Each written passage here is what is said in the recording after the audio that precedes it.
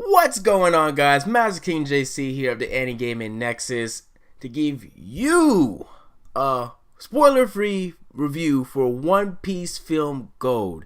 Now, if you haven't heard, unless you've been only a rock somewhere, One Piece Film Gold is out in North American and Canadian theaters right now from the January 10th to the 17th. So if you haven't seen it, you do have about like 4 days left, so be sure to check it out if you can. I had to see the movie on was it Tuesday? I saw it on Tuesday, so I wanted to get this review up on Wednesday, but stuff had to happen first. But this review is coming today on Thursday.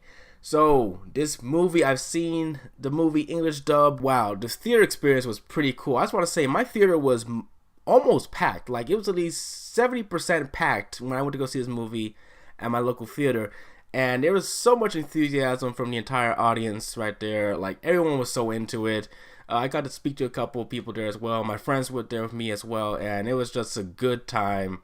And I really enjoyed having that experience there to see a One Piece movie on the big screen in one of my local theaters. Because that's something I never thought I was seeing like 5, 6, 7 years ago. If you told me 5 years ago, oh, they're going to see a One Piece movie in theaters on a big screen, I was going to be like, why the fuck you lying? But anyway, let's get down to the movie. So, I'm going to give a brief synopsis of pretty much the film. I'm not going to go into any spoilers, so this is going to be, once again, a spoiler-free review.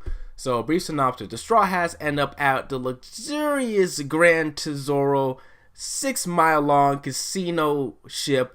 Now, this ship puts Thriller Bark to fucking shame. It's so massive that the world government considers it its own sovereign nation. And they go there for the fun, the gold, the money, the excitement, entertainment. They are greeted by Baccarat, who's a connoisseur of Guild Tesoro, the casino king. And the Straw Hats get all caught up in the experience. They go to the casino, they play craps, they play the slots, and Luffy's on a fucking roll in this film. And this is where things start to go sour, because he ends up making a wager with the casino king himself, Guild Tesoro, and they start to realize that not all that glitters is gold. Yeah, I said that. Well, there's a hidden darkness to this entire casino ship, which is pretty much the case for most things that look extravagant and bigger than life in One Piece. Whenever there's something that looks really like too good to be true, most of the time it definitely is too good to be true. So let me just get down to the nitty gritty and break up this movie down into the categories I think that need to be discussed the most: the animation, the music, the voice acting, the story overall, the characters, and just overall package of the film itself. So animation is phenomenal as always. I think this movie beats out Film Z when it comes to the style of animation and the layer of like fluidity like in the film, because the beginning of the film has at least a 4-minute action segment animated by Naotoshi Shida. That's right, Naotoshi Shida, aka Gear 4th Luffy anime transformation scene, Naotoshi Shida, aka Luffy facing up against the 3 admirals in Marineford, Naotoshi Shida. That animation was phenomenal. It goes on for at least 4 minutes, and it's just so fluid. It's so like dynamic. He's one of my favorite animators in One Piece, if you haven't realized that by now. And the animation throughout the film looks really good. The film has a mostly consistent style to it. I still believe it's the same character designer from Film Z, and Strong were working on this as well. And there's some moments where the art looks a little iffy, like maybe like a few scenes like towards the end, but it's not something that takes you out of it. It's not something you really notice unless you're looking really, really, really, really hard at the screen. But for the most part, there's a lot of Sakuga animation in this film that puts most like big budget animated films, 2D animated to be frank, to shame. But this looks phenomenal, and the entire aesthetic, the entire way Gran Tesoro looks, all the gold, the color. There's a lot of CGI used in here as well, but it didn't really take me out because I thought the CGI meshed well when they were in certain areas. And there's this one area the Straw Hats dock into at the very beginning of the movie that looks phenomenal. Like, it doesn't even look like it was hand drawn.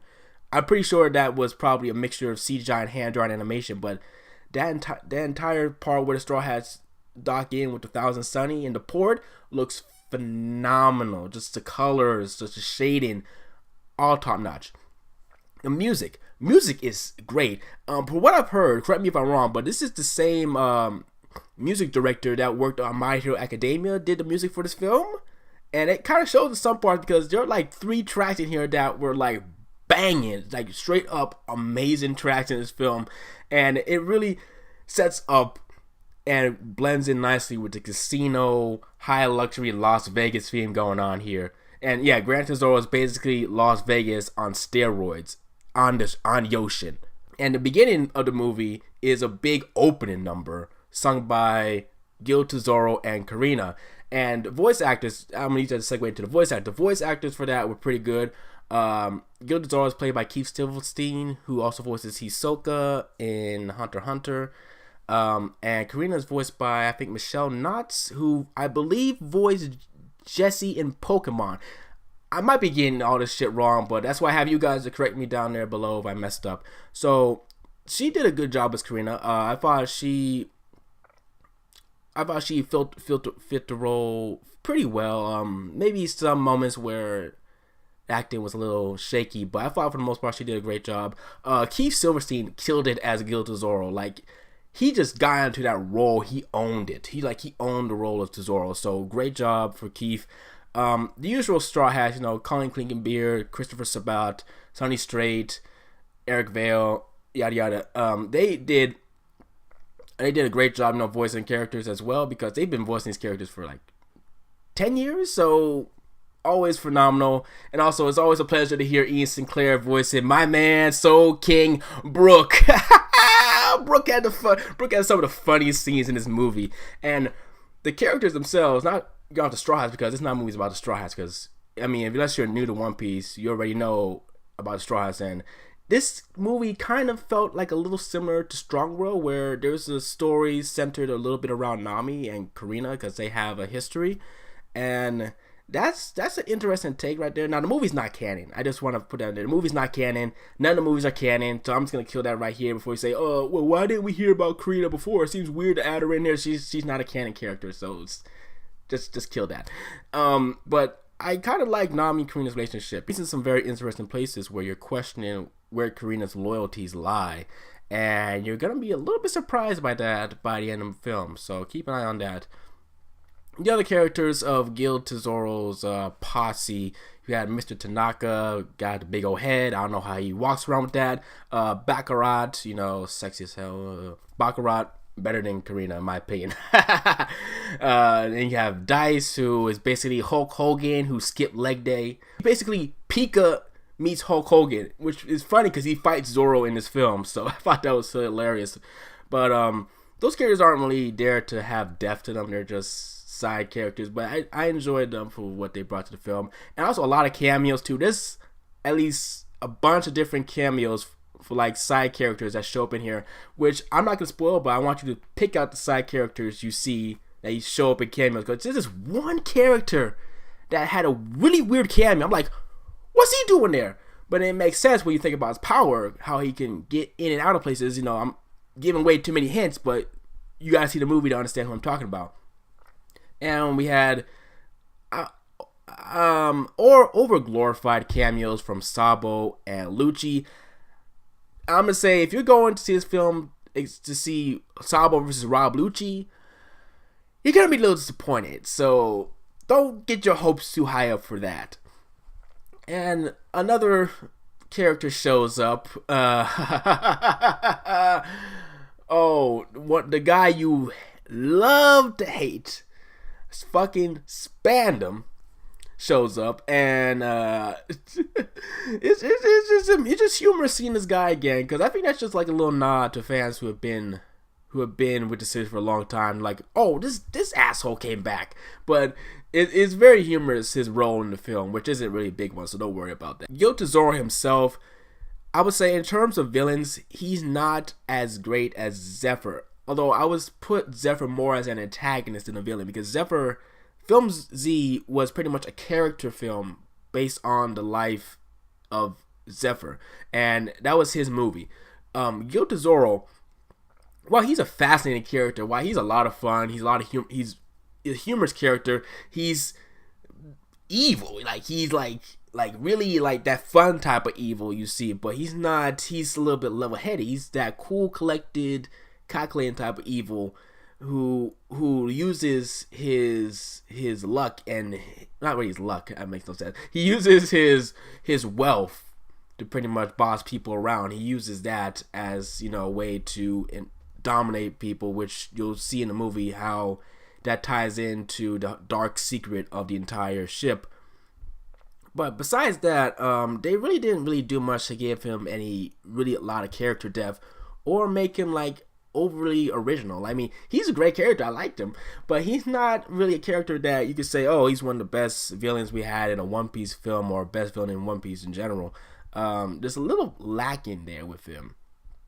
And his motivations are, for the most part, simple. They try to squeeze in a flashback with him. Not to spoil that flashback, but it's like, not even a flashback. It's like slideshow. Not slideshow animation, but slideshow. It's like flash, cut. The flashback can be contained in like 30 seconds. That's how long it is, which is disappointing because I would like to know more about, in depth about Gil Tesoro's past. I think they should have fleshed that out. Maybe give like maybe 5 minutes at the max to flesh out his backstory. Fighting, I would say the fights in here, while it's still Luffy, Zoro, Sanji, getting their fights, I liked how the other Straw Hats contributed for the most part, except for 3, but I'm not going to spoil that because this is a spoiler-free review, but 3 Straw Hats didn't really participate as much as I want them to. But besides that, there's a lot of screen time for like the lesser Straw Hats. Like Frankie gets a lot of screen time in here. He has a lot of time to really shine, which is great too, because Frankie's been on a roll post time skip, in my opinion. Brooke has some fun moments too as well. Robin, she says like a few lines or so. She has a couple good scenes, but besides that, it's not really a great movie for Robin fans, which is me, by the way. I'm a Robin fan. But besides that, the overall story, you're not gonna get anything amazing out of this. It's pretty much simple. Straw Hats go to location. They interact with the characters, they interact with the main bad guys. They discover the dark secret that's going on there. They help liberate people, yada yada. And there's a few twists in there. This is actually one twist that I kind of didn't see coming, but was pretty obvious the more I thought about it after seeing the film. And there's a lot of big fight. The biggest fight is Luffy versus Gil Tesoro, which animation, amazing.